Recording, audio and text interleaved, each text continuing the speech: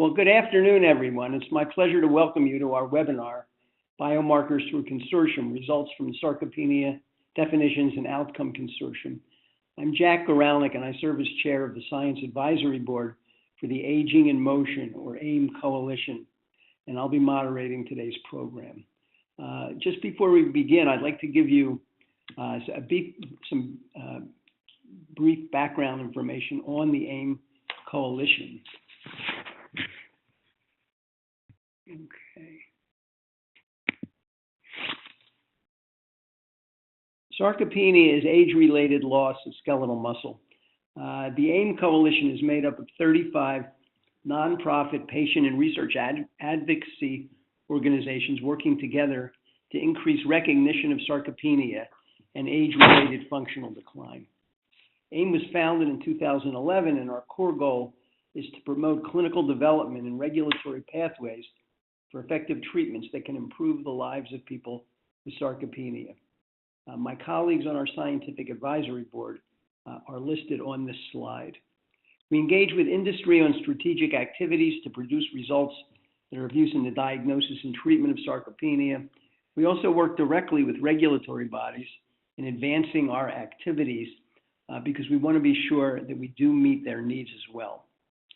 We've had positive and ongoing interactions with the FDA on this condition.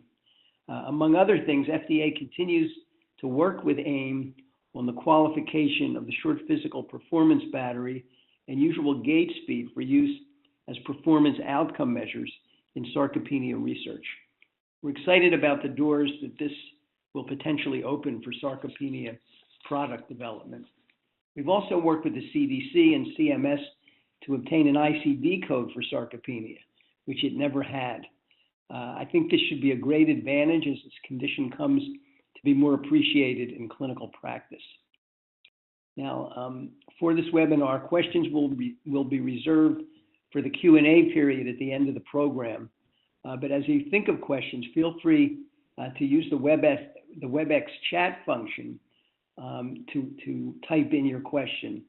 You can also wait until the end and use the hand icon that you see on the screen on the right to raise your hand and actually ask a question.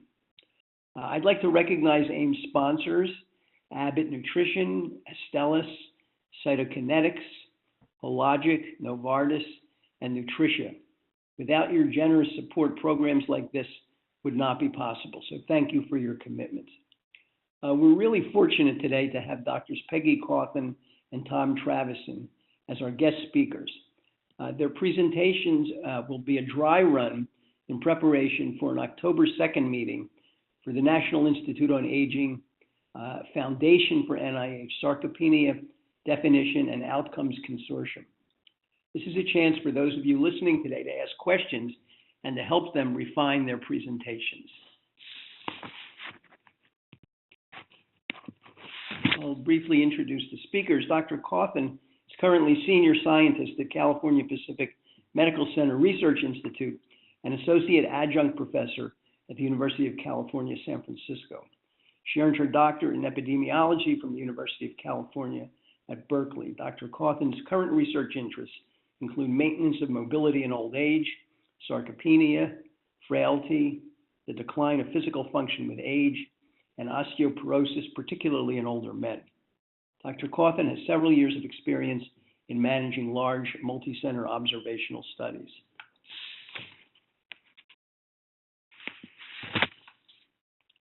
Dr. Travison is senior scientist and director of biostatistics at Hebrew Senior Life Institute for Aging Research, Harvard Medical School, and leads the biostatistical design and analysis core at the Boston Older Americans Independent Centers.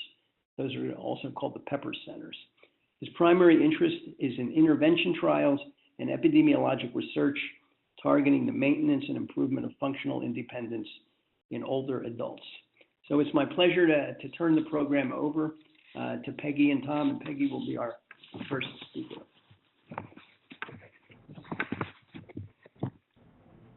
We're going to have Tom start off the introduction and presentation.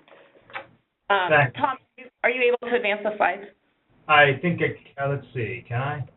Yeah, up at the top there's a 0, 1. and then you just click the arrow next. Working. Great. So welcome, everyone, and thank you so much for being here, and thank you, Jack, and to the AIM Coalition for the very kind introduction and opportunity to present our work. As Jack said, this is a sort of dry run or preparatory presentation for our consensus conference that will happen in a little less than a month on October 2nd.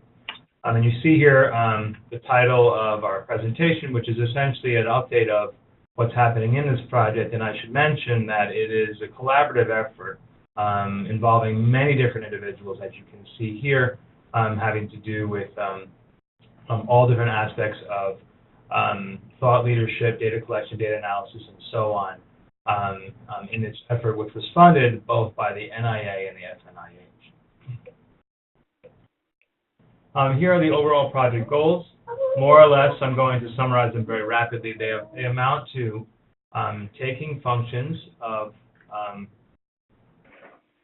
body mass and strength as captured by grip strength and examine them for their predicted utility in being able to predict mobility limitation, which was defined by the original project goal as a normal gait speed of less than 0.8 meters per second, and deriving which thresholds on strength and muscle mass are most predictive of that endpoint in epidemiological populations, then evaluating the utility of the derived cut points for prediction of mobility limitation in other populations, clinical populations and clinical trials.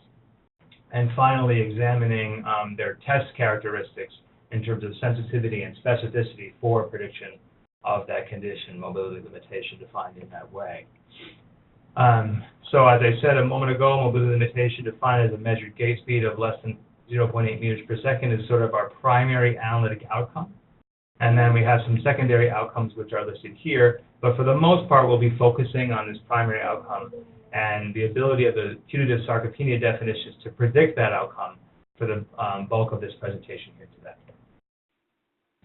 I'll present in a moment our statistical analysis plan for attacking this problem, and then Dr. Cawthon will just talk about the development in the assessment of the diagnostic cut points in the observational cohorts that I mentioned, and finally I'll talk about the clinical trials and clinical populations validation of those cut points. Here is the statistical analysis plan in very brief form.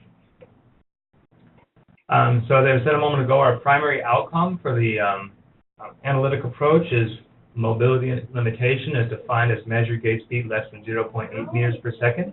There are secondary outcomes and major covariates that we've examined in these analyses are listed here, including aspects of body composition and other body size components under the heading anthropometrics here, multimorbidity, health behaviors, demographic characteristics, and medication use.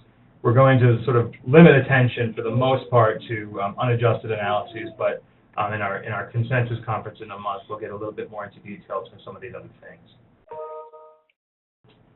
We have basically a multi-staged modeling approach that allows us to derive the analytic cut points, or the diagnostic cut points, excuse me. Sort of an exploratory analysis will examine, for example, the relationship between grip strength and mobility measured by gait speed.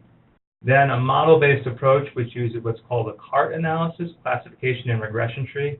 The essential idea here is to divide people into groups, some of whom express the outcome more so than others, and then to look at the correspondence of various ranges of grip strength and body composition components to the degree to which, and evaluate the degree to which they are predictive of the individuals who fall into the limited category. Then look at the performance evaluation, just sort of some model-based measures of so-called calibration and discrimination, which are more about the functional performance of the models, and then more familiar categorizations like sensitivity and specificity, treating the cut point as sort of a test for the presence of mobility limitation, and then finally looking at some regression models to sort of evaluate the sensitivity of the conclusions to other situations. So here's the basic setup. We have a diagnostic cut point at some point on a continuum along the horizontal axis above or below which you might say the putative definition of sarcopenia is present. And then we ask ourselves, to what degree is being above or below that threshold indicative of being above or below the mobility limitation threshold, which is presented on the vertical. And I've plotted here in purple sort of situations where the thresholds on the predictor in the red agree with the outcome in blue. And so if you're either a true positive or a true negative, the derived cut point, which Peggy will discuss in a minute, sort of indicates that you're sarcopenic, and therefore we believe you should be more likely to be mobility limited. And if there was perfect agreement between our definition of sarcopenia and limitation, then everyone would be purple and no one would be green, and we would have 100% sensitivity and specificity using the sarcopenia definition as a test for limitation, but of course, we don't expect to have perfect performance. The predictive value, which is assuming you are below the sarcopenia cut point that will be derived, what's the probability that you actually are also mobility limited is of course a function of the prevalence of mobility limitation, and so will depend upon the population under study. I'm going to skip this in the interest of time. I'll just say briefly that one of the hurdles that we faced at the beginning of this project was how to take measures of body composition, specifically body mass and muscle mass by DEXA, and examine them across several different cohorts. How do we do that when we have different measurements on different machines and different manufacturers? And we went through a process of normalizing all the data to one standard, which happens to be the NHANE standard. And we'll present this in a little bit more detail in October. With that, I'll hand it over to Peggy for presentation of the results on the observational cohorts. Great. Thanks, Tom. That was great. So I'm going to move fairly quickly through our results so that we'll have a little bit of time to discuss, and also with the idea that if you'd like more information, you can always review the slides more slowly afterwards, or hopefully come to our meeting in October to get more information. So there's a few things I'll be discussing about. So we first went through a process called allometric scaling, which I'll talk about next, and we identified variables that we wanted to include in CART models to be able to classify sarcopenia in an empirical method. We then used CART models to derive cut points, and then we applied these cut points to other outcomes like falls or mortality. At the meeting in October, we'll present results for hip fracture, IADL and ADL disability, but we don't have time for those presentations today. All right, so just a mention of the cohorts that we've included in these analyses. So these were all cohorts of older adults. The cohorts were selected to have data for DEXA, grip strength, and walking speed. Those were required for the NIA funding RFA that we applied for and were awarded. And these cohorts are all fairly similar in that they're in older adults. They generally had to be ambulatory at enrollment, and the age range was between 65 or 70 for the youngest age. The exceptions are Lhasa and Johnson County, and those we only took participants who are 65 or older. And you'll see there's lots of follow-up time for these studies, so there'll be plenty of time for events to accrue in the clinical analyses.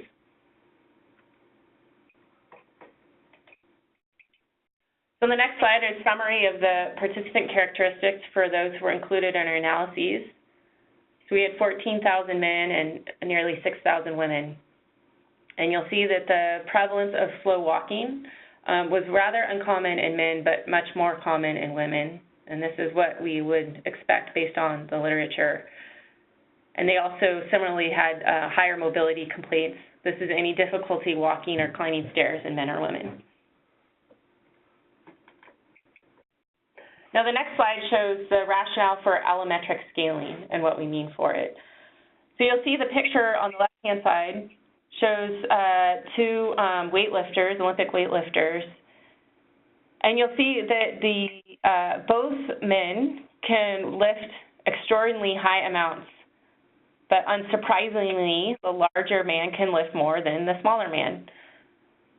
So if you use just straight grip strength, or sorry, just straight clean and jerk strength, you might conclude that one is stronger than the other, but if you standardize those values to body weight, the smaller athlete is actually, may actually be stronger.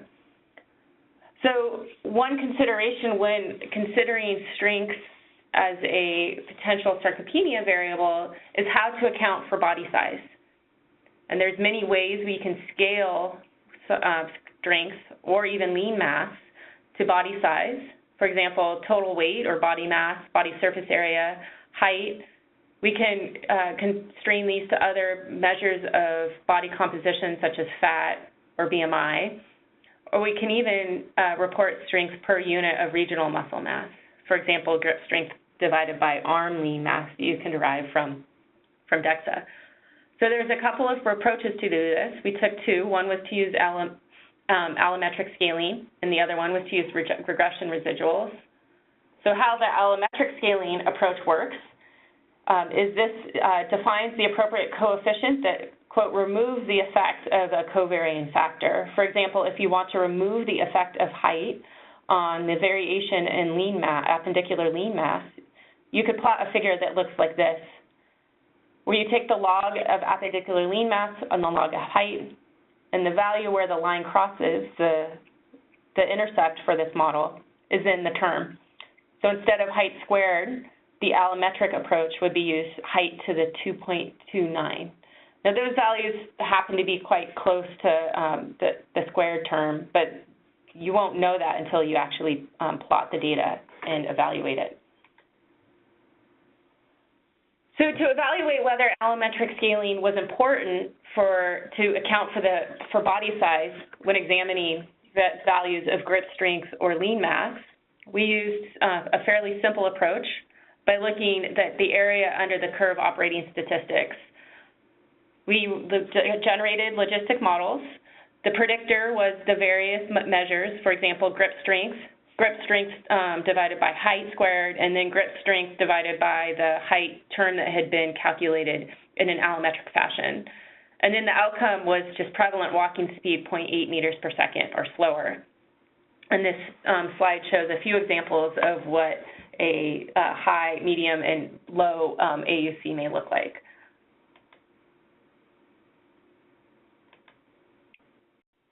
So here's an example, or one of the data points we have for the scaling the appendicular lean mass value in men.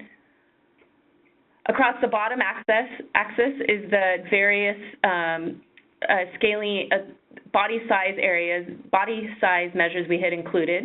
So, for example, appendicular lean mass and over height, appendicular lean mass over BMI, total body fat, weight, etc. And then the vertical axis just shows the AUC. If you look at the appendicular lean mass divided by height, the left measure is just divided by height alone. The darker orange column in the middle is the scaled measure, that's with height to the 2.29. And then the third is a residual measure, so how much the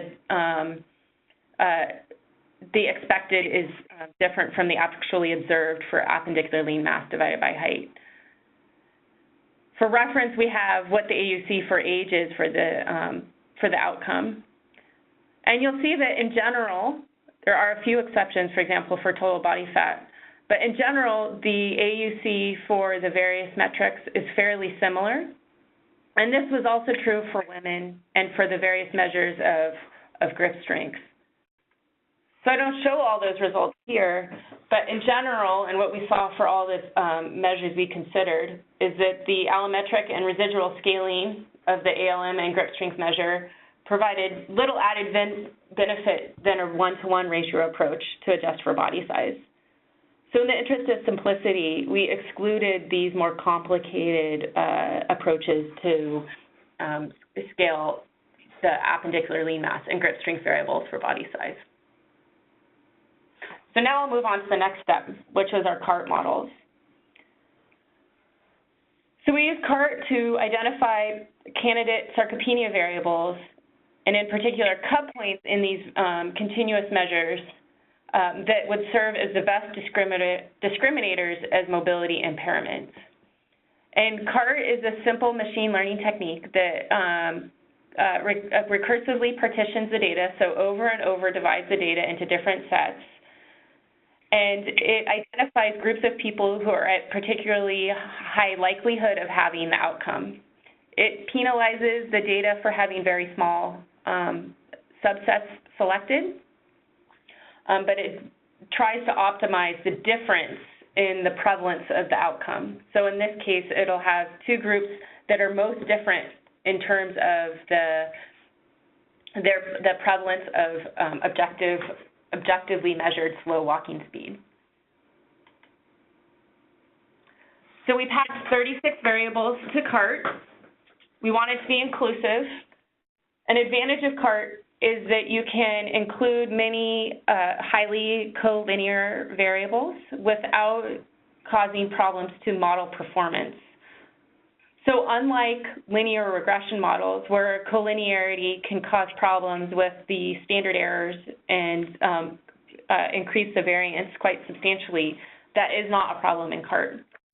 And because we didn't want to we wanted this to be a really data-driven approach, we were inclusive in the variables that were included in these models. So now I'll show the results for men.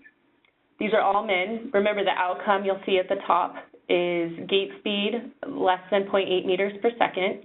In the whole population of about 13,700, the prevalence of this outcome was about 10%, 9.2%. That's what the first box shows. The second box shows that the first cut point identified was grip strength divided by BMI above or below 1.50. This was selected above any of the other measures I showed on the previous slide. So this was more important than, say, body fat or age or grip strength alone. And when you divide this, you'll see that 90% of the sample, this is the orange box on the left-hand side of the presentation, 90% of the sample has a value of 1.05 or greater. And in that subsample, about 7% walk 0.8 meters per second or slower. So that's a fairly small subset of people in that group that walk slowly. Now, if you go to the right of that cut point, you'll see that about 9% of the sample had a value of grip strength divided by BMI of less than 1.05. And in this group, almost a third of the participants, 30%, walk slower than 0.8 meters per second.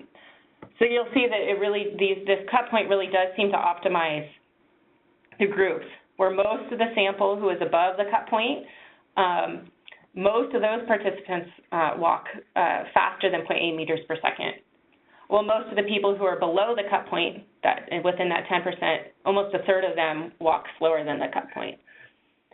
And then you'll see there were some other subsequent cut points for age.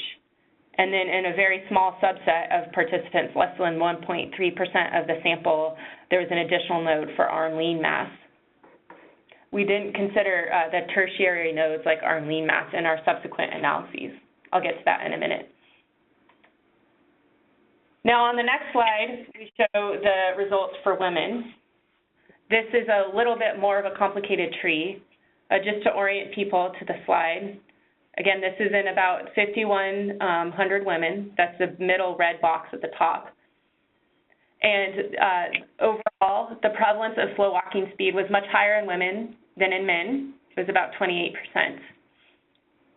Now, the first cut point that was identified for women was grip strength divided by body fat of 0.65, higher or lower than that cut point. So you'll see that to the left, about 80% of the sample were classified as being above this cut point, and within that group, the prevalence of slow walking speed was about 24%. About 17% of the sample, if you go to the right of the first cut point, about 17% of the cut point were classified as walking below this were classified as having a grip divided by BMI below that cut point, and of that group, nearly half walked slowly. So this does also seem to optimize the difference between walking slowly in those above and below the cut point. Participants above the cut point were about twice as likely to walk slowly than those below the cut point. Then you'll see there's some additional secondary cut points for age and grip strength divided by arm lean mass squared. And then there are further tertiary cut points that I don't show on this slide. So one of the questions is, well, how did we choose 0.8 meters per second as the outcome for to train the CART models against? And that's the cut point that shows up most often in the literature, but there's not potentially as robust data-driven approach to that cut point. It's still a little bit unsure what cut point is best for classifying flow gait speed. So we also ran additional CART models with the gait speed dichotomized as above or below 0.6 meters per second and also 1.0 meters per second. It doesn't say on the slide, but we also did a sub-analysis where we tried to identify what cut point of gait speed is most strongly associated with self-reported mobility limitations. That cut point was 0.75 meters per second. So we also ran subsequent analyses with that threshold, and we ran CART models with gait speed as a continuous variable. With all these different CART models, we identified a few other potential sarcopenia candidate measures, a total of 6 in men and 7 in women. And we included in subsequent analyses primary and secondary nodes that had been selected by the CART models. The most commonly selected measures, at least at the primary node, were a grip strength variable, either alone, so grip strength not accounting for body size, or grip strength divided by some measure of body size, including BMI, arm lean mass, or body fat. And the only measure that was consistently selected for both men and women was grip strength divided by BMI. None of the other measures were selected as either a primary or secondary node in both men and women. So now here's a table that shows the summary of the variables that were selected. And you'll see that these are all fairly similar. Leg lean mass was selected for men, but it didn't show up in any of as primary or secondary nodes for any of the women. So given that these are fairly, most of them are about grip strength, but we're not sure which one is superior in terms of how it may be associated with subsequent outcomes, we decided to pass this whole set of variables to models to look at clinical outcomes. And this is perhaps the most interesting part of our analysis because it can really show whether or not these definitions identify people at risk of subsequent outcomes. Right, the current these were derived from cross-sectional analyses. If you really want to know if someone walks slow in a cross-sectional setting, you just measure their walking speed, but what we're really interested in is how these perform over time. So that was the next step. As I said earlier, we looked at several outcomes, including mortality and falls, which we'll present here. And then we also have data for disability and hip fractures, which we'll present at the October meeting. So mortality is perhaps the easiest outcome to identify. Most cohorts have regular contact with their participants at least once per year, if not more common. Also, a couple of the international cohorts use registries to identify deaths. We use standard approaches to estimate risk of mortality for the various cut points of sarcopenia that I showed earlier, so proportional hazards or survival analysis, where we estimated hazards ratio. To have consistency across the cohorts, we truncated follow-up at 10 years.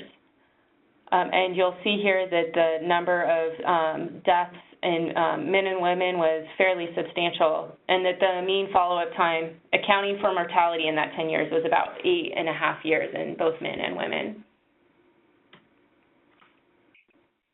We also examined incident falls, although this data wasn't available in all of the cohorts. One of the challenges of using these large cohort studies is that sometimes the measures aren't identified in exactly the same measure in every cohort, and that's true for falls. So to harmonize the falls data, We use self-report of a fall in the year after the sarcopenia assessment. Some cohorts ask this just once, a year after the sarcopenia assessment, and some cohorts ask this up to 3 times during the year. And we analyze this simply as one fall versus none in the year after the sarcopenia assessment. We use logistic regression to estimate odds ratios, and you'll see that the prevalence of falls in men and women is listed at the bottom of the slide, and that the numbers for this analysis are somewhat smaller because, as I said, not all the cohorts included falls as an outcome. We also were able to adjust for several important covariates, and this slide lists the covariates that we were able to include in our analyses that we could harmonize in a way that would be consistent across cohorts. So these are generally the questions that were used. You may note that we asked about pain instead of osteoarthritis. The question about pain was much more consistently asked in each of the cohorts than a question about osteoarthritis. So we use pain as a surrogate marker of osteoarthritis. And we use a cognitive impairment as a yes-no variable because the cognitive testing that was used in the cohorts was somewhat different.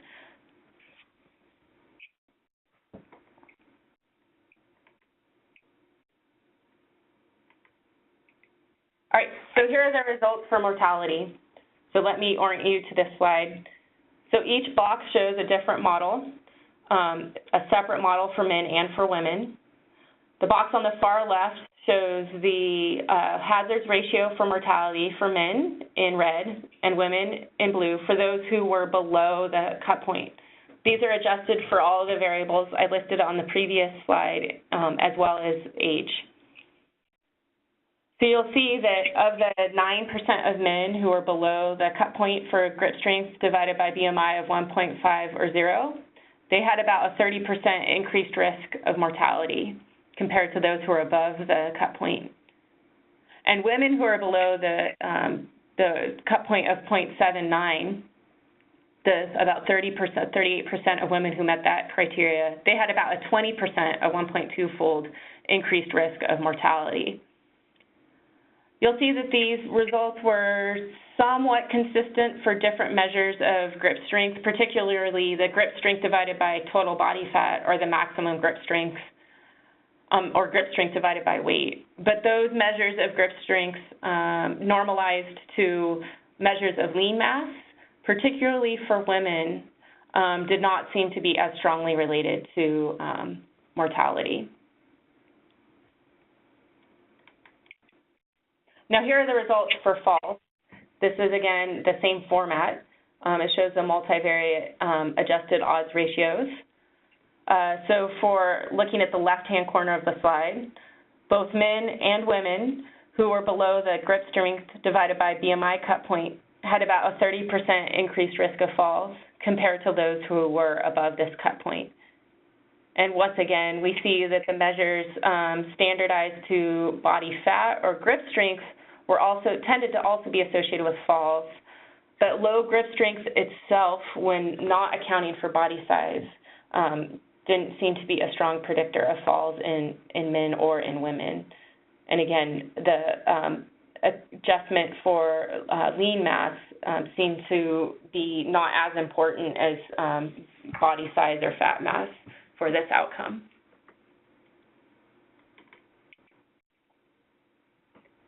So one thing we've been discussing as we present these results and review the literature, of course, is that the approach to operationalizing a definition of sarcopenia, is it going to include, should it include just a measure of strength or lean mass or body composition? For example, the results I just showed you with some metric of grip strength versus those who are normal.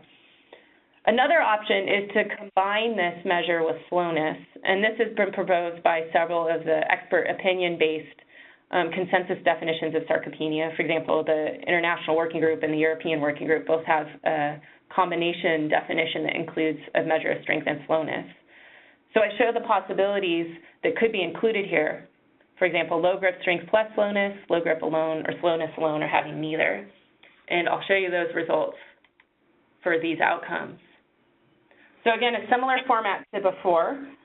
On the far left column is the risk of mortality by slow gait speed, defined as less than 0.8 meters per second for men in red and women in blue. The middle box shows the risk of mortality for those who had low grip strength, again, for men and women. And then this, the box on the right shows the combination of low grip and slow gait compared to those who are normal for both grip and gait speed. And you'll see that those with low grip and slow gait speed have an increased risk of mortality, but it doesn't appear that the combination of low grip and slow gait is additive. It doesn't confer more risk to have either, to have both of them than it does to have either one. And a similar pattern is observed with falls. So again, the panel on the left shows the association between slow gait and falls. The middle panel shows the association between low grip divided by BMI and falls.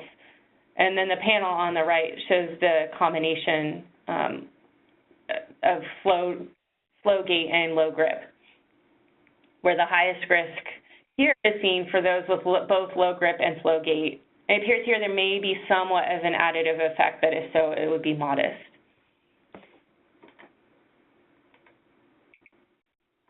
So what are the strengths and limitations of these cohort results? So we have a very large data set, and we've harmonized the DEXA values.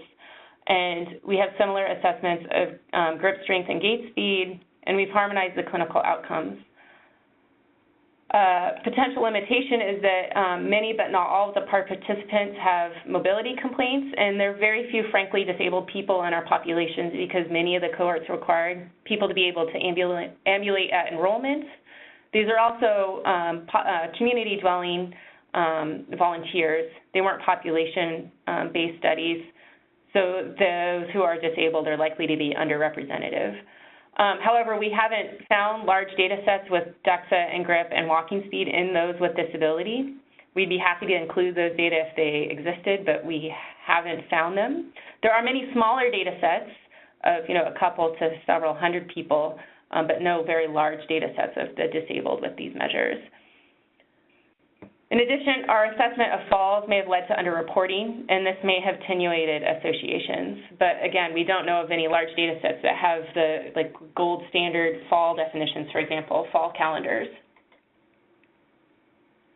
So to conclude, we found that many of the metrics of grip strengths were associated with mortality and falls. Leg lean mass was only modestly associated with mortality in men. There was no association with lean mass and mortality in women, and it was not associated with falls in either sex. And that walking speed and grip strength do not appear to be meaningfully additive for the risk of mortality of falls, but each seem to independently and separately predict the risk of these outcomes, however. Okay, now I'll turn it back to Tom to talk about how these cut points apply to populations, these smaller populations of those who may have more limited mobility in smaller clinical trials. So, Tom? Thanks, Peggy. And likewise, in the interest of time, I will move along, but so we have a few minutes for questions afterward. These are the studies that we're interested in looking at, and for the purposes of today, they're divided into three groups. The ones that are shown here in white on the left are intervention trials. There's 6 of them. And then there's also 2 HIV cohorts and 2 hip fracture cohorts. Today we're going to focus on the intervention trials only. You can see that they were conducted in both men and women, and there are various kinds of interventions for people at risk of mobility limitation. We are strictly looking at baseline data from these trials today. So you're not looking at anything that's post-intervention. The trials are just the source of the data, over-selecting people who are mobility limited.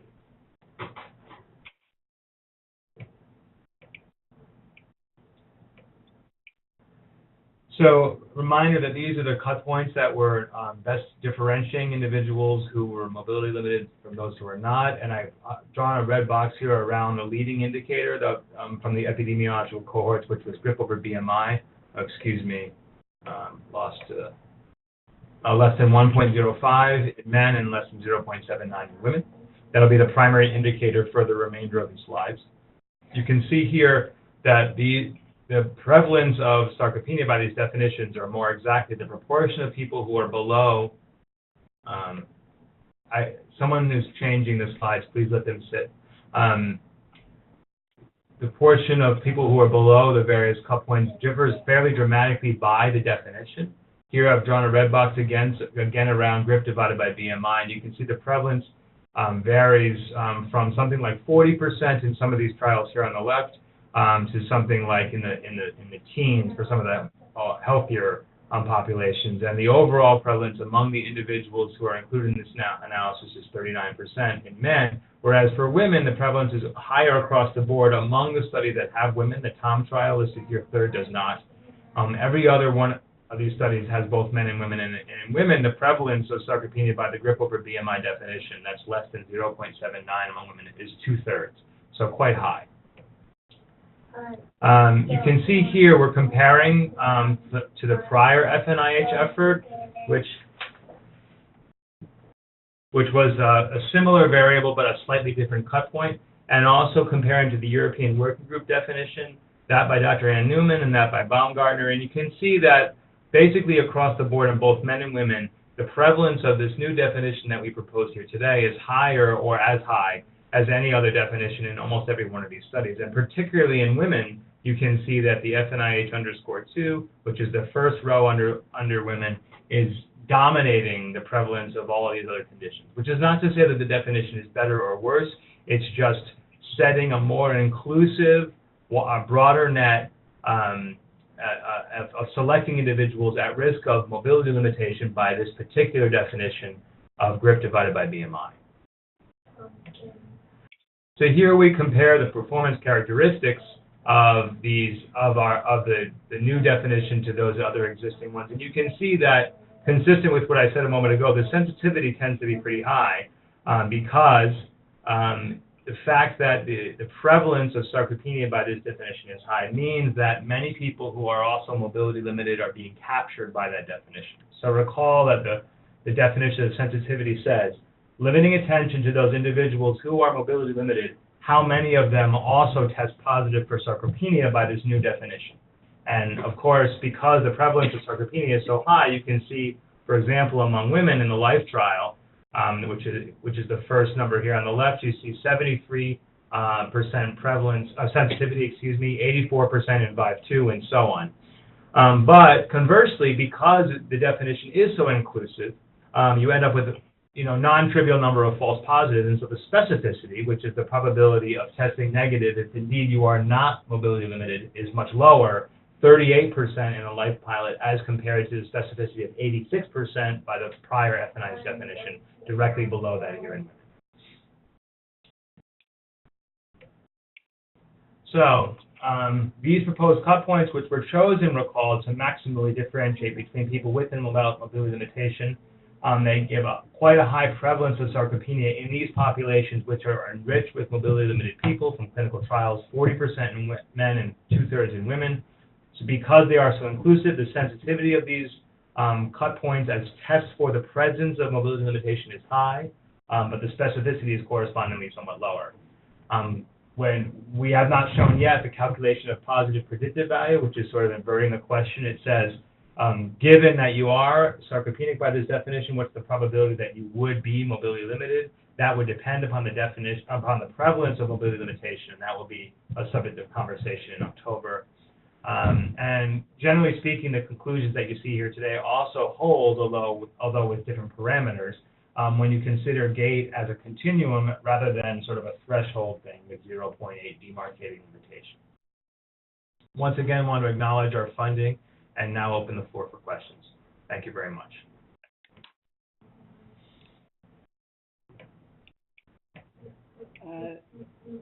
Thank you, Tom and Peggy. Go to the last slide on my slides.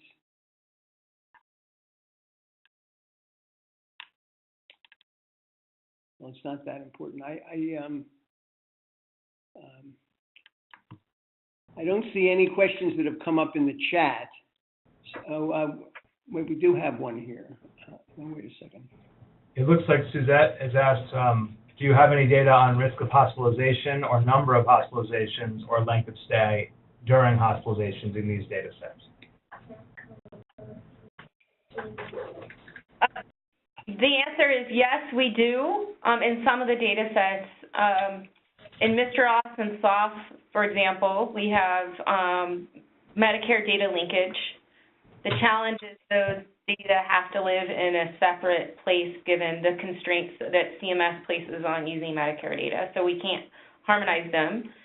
Health ABC also has the hospitalization outcome data that we can examine.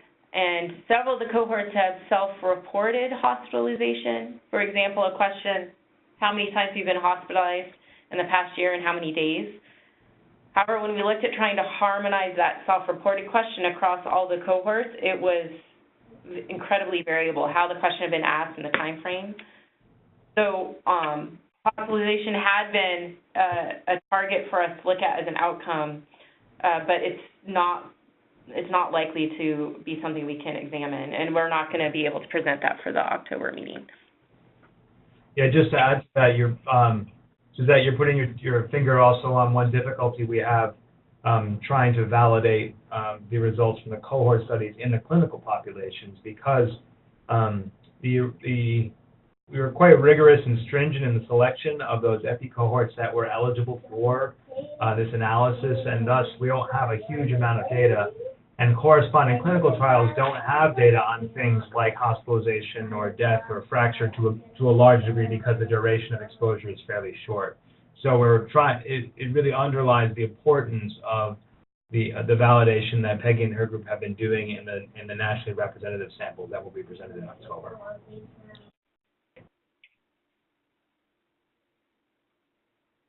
Okay, we see a question from Kristen Beavers.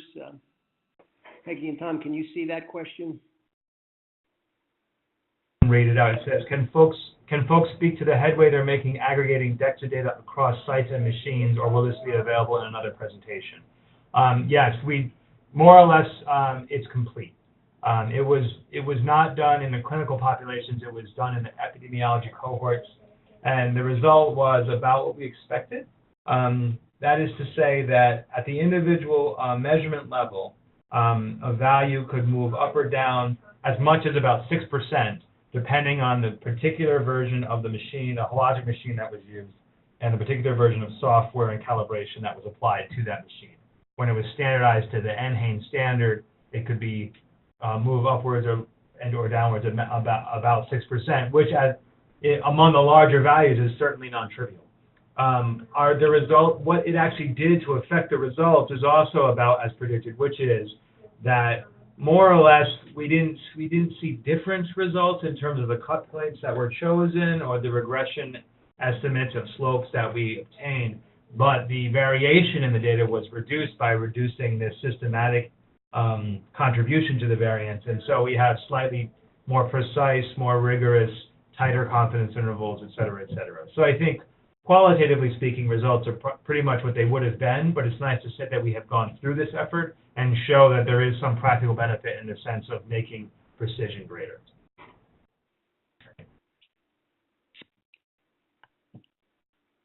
I wonder if I could ask a question if we don't see any others. In choosing to go with gait speed, with strength alone, you're casting a pretty wide net, and as you said, that's one reason why you have high sensitivity and higher than some of the other definitions. Now, we did see that when you combine gait speed and strength together, some of those odds ratios were somewhat higher. Maybe there wasn't a significant interaction, but I wonder, did you look, with the combined strength and gait speed definition, did you look at whether what happened to sensitivity and specificity? Were you able to increase specificity substantially and maybe not lose too much sensitivity?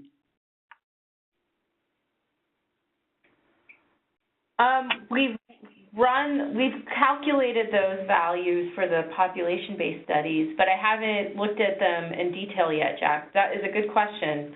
I think one of the challenges of prevalence estimates is it seems very common in some populations, and particularly women in the clinical populations. And I wonder if that is maybe a prevalence that is too high. I'm not surprised, for example, that nearly everyone who's had a hip fracture at their first assessment after the fracture is meeting our criteria, but, you know, we have to be careful that we're not overly inclusive. It may be that including another restriction, for example, gait speed, may limit the people who are at risk and identify really a smaller group of people, but those who are really highest risk of having these various adverse outcomes. Yeah, and just to add to that, I think it sort of underscores the fact that it may not always be possible to have a one-size-fits-all kind of solution or definition. I mean, Jack, you know, of course, that you and others on this call have been involved in conversations having to do with the hip fracture analysis, which parallels that of the clinical trials that we presented today. And there, because of the recency of the injury, the number of individuals meeting the criteria for mobility limitation and for any of these sarcopenia definitions is approaching 100% in those cohorts.